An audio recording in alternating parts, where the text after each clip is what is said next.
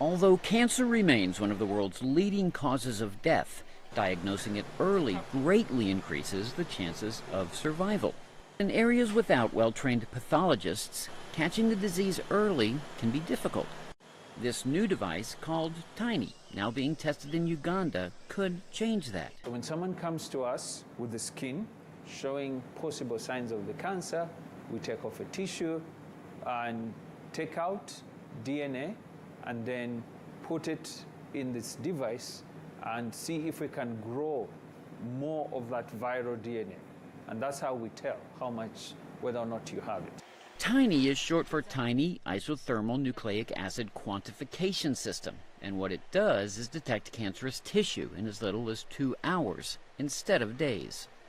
Now, for the standard pathology, depending on where you go, in a private setting, you could even have a result in 3 or 4 days, or sometimes when you expedite the process, if in case you have an emergency, it could give you 3 or 5 days, but on occasion, most of our patients take between 10 to 14 days.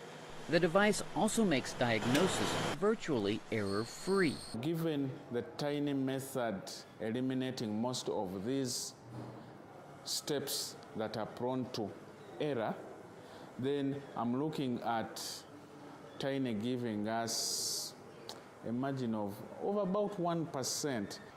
Right now, Tiny is being tested as a simple way to detect a common form of cancer called Kaposi's sarcoma. But according to researchers, that's just the start. I think this device is applied all over. It can be applied all over.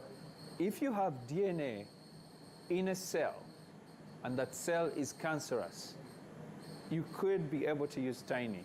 Researchers believe Tiny may be available commercially in as few as 5 years. Kevin Enochs, VOA News.